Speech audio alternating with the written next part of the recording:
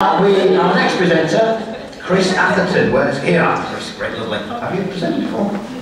It's her first time, people, so you know what we do. Lots of love, lots of encouragement. Big round of applause for Chris.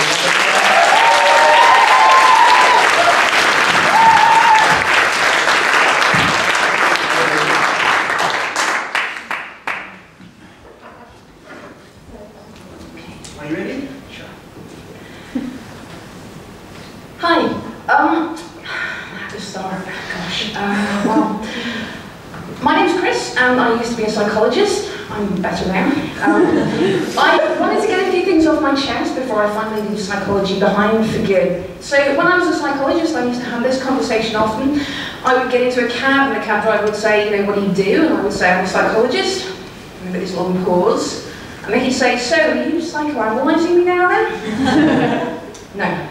So the thing is, when you tell people you're a psychologist, they think that you have this kind of Terminator-like X-ray vision. That you're going to somehow, like, magically work out what they're thinking, what they're feeling based on their body language. You're just, you know, looking at them. Sorry, you can't do it. Sorry, I'd love to, but I can't do it. And another thing is, psychoanalyzing, that's Freud, man. That's not even psychology, you know, that's not science. Freud is all about, you know, lie down on this couch and let me tell you about your mother that I slept with. No, shit, wait, hang on. Yeah, so Freud, sex, death, cake, whatever, but yeah, no, not science, not really. Another thing that bothers me is schizophrenia. People talk about, stop being so schizophrenic, just make up your mind. It's not schizophrenia.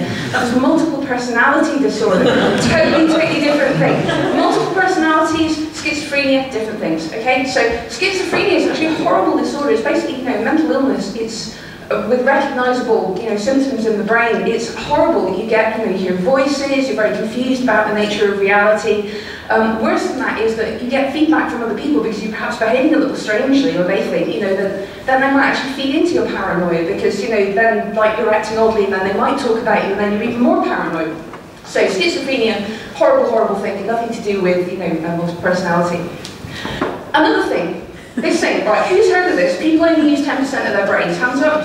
Yeah, right, okay, sorry guys, it's almost certainly bollocks. Sorry about that. The thing is, if you were using only 10% of your brain, you'd basically be in a coma, okay? So that's, yeah, sorry.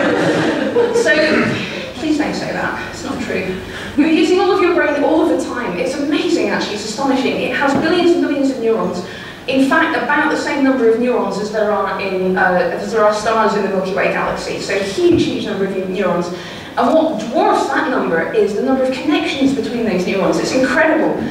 You know, literally a billion times more than that number. And it blows my mind really that there's such a tiny, you know, tiny thing like the brain, which really contains, you know, it weighs about the same as a bag of sugar, it's about the same size, can contain all of this stuff.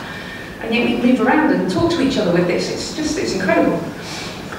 Excuse me. Let's breathe. Right, the last thing I want to talk about, psychology is not a real science. This is a view shared by a number of people that I went to university with in my first year psychology class, who all promptly failed the class at the end of the year because they'd taken it as a soft option. So this is us in our lecture theatre. There were 900 of us in my first year psychology class. I know what you're thinking. I went to university with a bunch of tits.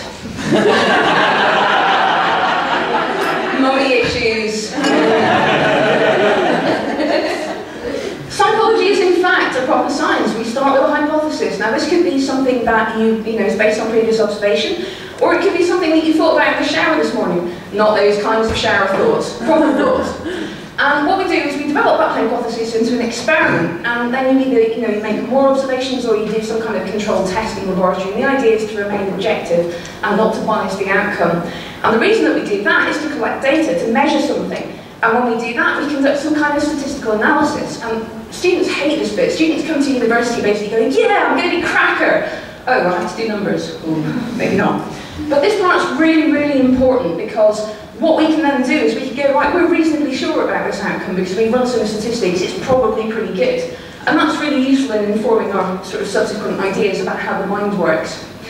And again, let's breathe, sorry.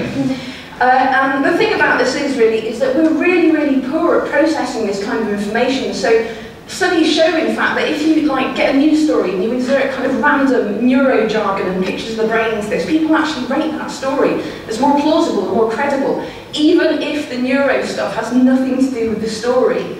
So we need to work on this part a little bit. I hope you're with me there. And the kind of logical extension of this is basically just where I show you pretty pictures of the brain and you all go, oh wow, it's brilliant. So what I'm asking is if you can all just be a little bit more critical next time you come across something to do with psychology, and just think about it and think, oh, hang on, maybe there should be evidence for this, you know, maybe I need to think a bit harder about it. So say it with me. Show me the evidence. No. Thank you.